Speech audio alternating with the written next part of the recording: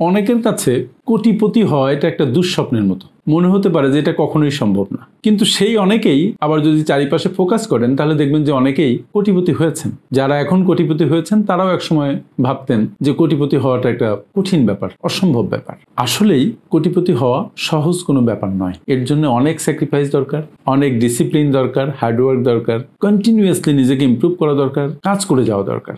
সবারই টাকা দরকার, সবাই টাকার জন্য দৌড়াচ্ছে। আপনারও দরকার, আমার দরকার, সবার দরকার। এই জন্য টাকা আয়ের পথে প্রচন্ড কম্পিটিশন। সেই কম্পিটিশনে আপনি পার্টিসিপেট করে কোটিপতি হবেন 10 বছরের মধ্যে, এটা সহজ তো নয়, কিন্তু এটা কি অসম্ভব? অবশ্যই নয়। এটা আপনার পক্ষে দারুণভাবে সম্ভব।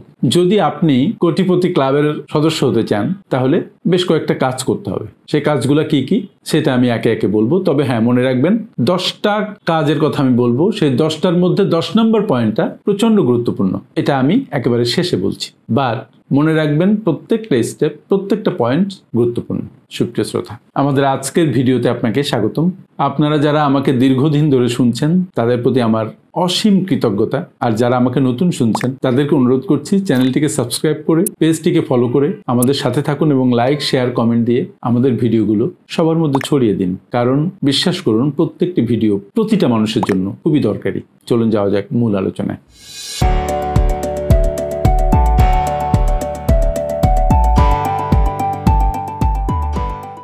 বলছিলাম যে 10 বছরে কোটিপতি কিভাবে হবেন, এটা আপনার পক্ষে অবশ্যই সম্ভব। আল্লাহ আপনার মধ্যে সব ধরনের গুণাবলী দিয়ে দিয়েছেন, আপনার চারপাশে প্রচুর রিসোর্সেস দিয়ে দিয়েছেন। শুধু আপনাকে কি করতে হবে? এই রিসোর্সগুলা মোবিলাইজ করতে হবে ইন আ লফুল ম্যানার, নিয়মতান্ত্রিকভাবে, আইনগত বৈধভাবে, তাহলে সেটা হালাল হবে।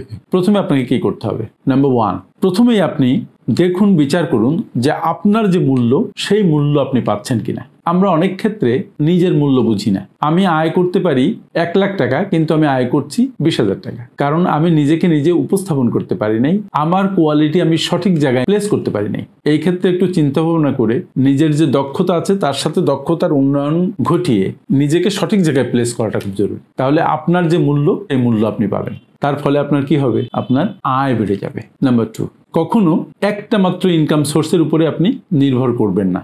যারা আজকে বড় হয়েছে, কোটিপতি হয়েছেন, শত কোটি টাকার মালিক হয়েছেন, তারা দেখবেন কখনো একটা ইনকাম সোর্সের উপরে নির্ভর করেন না। কারণ একটা ইনকাম সোর্স যদি কোনোভাবে বন্ধ হয়ে যায়, কখনো রিস্কের মধ্যে পড়ে, তাহলে কি করবেন? তাহলে তো বিপদে পড়ে যাবেন। এই জন্য মাল্টিপল সোর্সেস অফ ইনকাম ব্যবস্থা করেন। আমি মাল্টিপল জবের কথা বলছি না, মাল্টিপল সোর্সেস অফ ইনকামের ব্যবস্থা করতে বলেছি। আপনি চেষ্টা করলে আজকেই পারবেন না, কিন্তু কালকে পারবেন, 2 মাস পরে পারবেন, 2 বছর পরে পারবেন।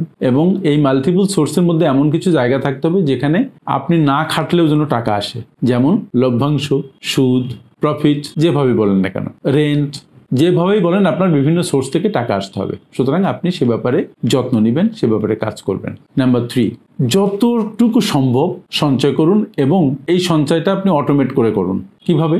আপনি আয়ের একটা বড় অংশ চেষ্টা করবেন আগে সঞ্চয় করতে, এবং সেই সঞ্চয়টা ইন্টারনেট ব্যাংকিং এর মাধ্যমে করবেন। এক অ্যাকাউন্ট থেকে আরেক অ্যাকাউন্টে ট্রান্সফার করে দিবেন। আপনার যে অ্যাকাউন্টে টাকা জমা হয়, আপনার রেমুনারেশনের টাকা বা আপনার স্যালারির টাকা, সেই টাকা থেকে আপনি যে সেভিংস অ্যাকাউন্টগুলো করেছেন বা যে স্কিমগুলো আছে, সঞ্চয়ের যেগুলো জায়গা আছে বা ইনভেস্টমেন্টের যেগুলো জায়গা আছে, সেখানে টাকা সরাসরি ট্রান্সফার করে দিবেন। এবং কখন করবেন এটা? যেদিন টাকা ঢুকবে, পারলে সেই দিনই। কারণ সঞ্চয়টা আগে আলাদা করে বাকি টাকা আপনি খরচ করবেন এবং আননেসেসারি এক্সপেন্স থেকে নিজেকে দূরে রাখবেন। নাম্বার 4, ঋণ রাখবেন না, অথবা খুব মিনিমাম রাখবেন। ঋণের উপরে যে সুদ, সেই সুদ অনেক বেশি আমরা জানি। ক্রেডিট কার্ডের সুদ হলে তো আরো অনেক বেশি। সুতরাং ঋণ যদি আপনার বেশি থাকে, তাহলে প্রতি মাসে আপনার আয় থেকে একটা বড় অংশ বেরিয়ে যাবে, আপনার ক্যাশ আউটফ্লো বেশি হবে। আপনার চেষ্টা করা দরকার ক্যাশ ইনফ্লো যেন বেশি হয়, আউটফ্লো যেন কম হয়।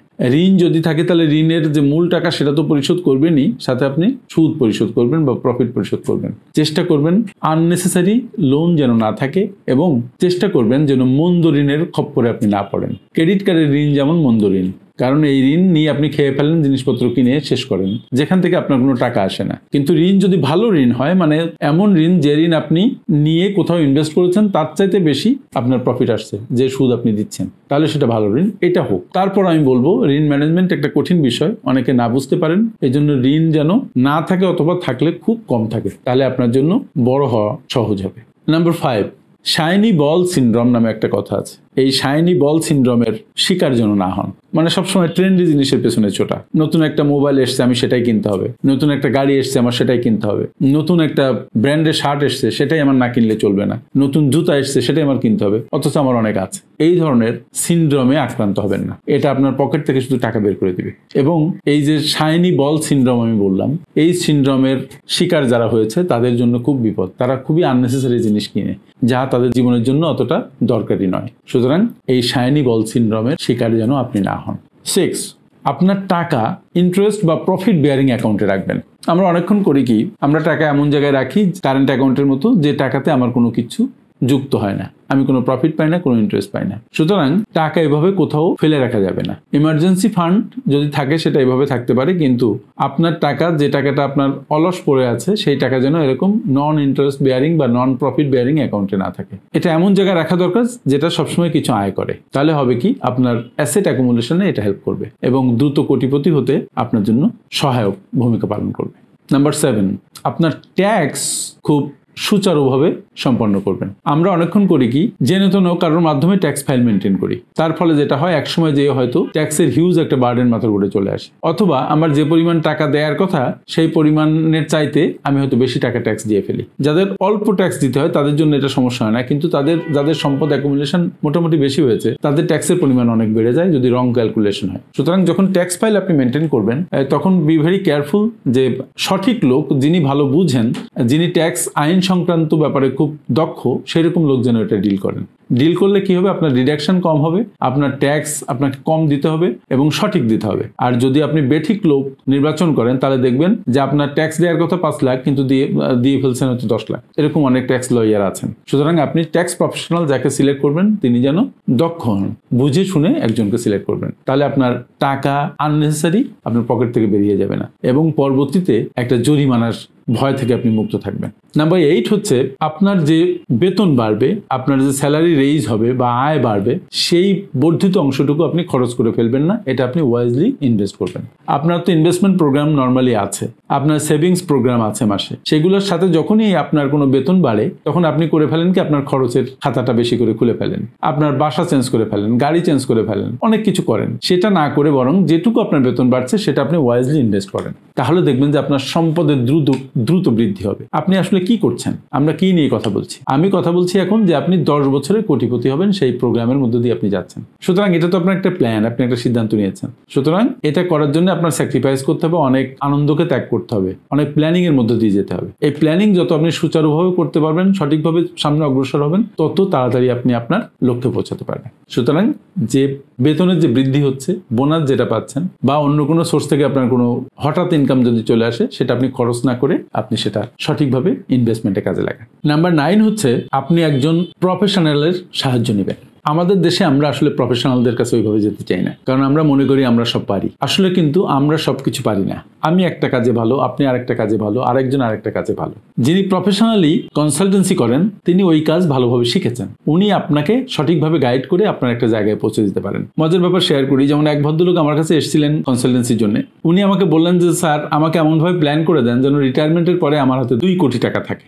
আমরা আলোচনা করার পরে 1-1.5 ঘন্টা সেশন করার পরে আমি তাকে হিসাব করে বুঝালাম যে 2 কোটি টাকা না, আপনি যদি এই নিয়মগুলো মানেন তাহলে আপনার রিটায়ারমেন্টের পরে আপনার হাতে মোর দ্যান 6 করোড় টাকা থাকবে, 6 কোটির বেশি টাকা থাকবে। তো আমি যেভাবে হিসাব করেছি উনি সেভাবে হিসাব করতে ব্যর্থ হয়েছিলেন বলে উনি 2 কোটি টাকাই চোখে দেখতে পাননি। ওনার প্ল্যানিংকে আমি একটু রিসাফল করে দিয়েছিলাম। তো যারা প্রফেশনাল কনসালটেন্ট তারা আপনাকে এভাবে হেল্প করতে পারে। সুতরাং একজন প্রফেশনাল কনসালটেন্টের আপনি হেল্প নেবেন।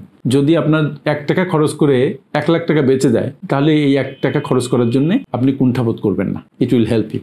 এবং নাম্বার 10 বলেছিলাম সবচেয়ে গুরুত্বপূর্ণ যে বিষয়, সেটা হচ্ছে আপনি ডিসিশন নেবেন, মন স্থির করবেন যে আপনি 10 বছরের মধ্যে কোটিপতি হবেন।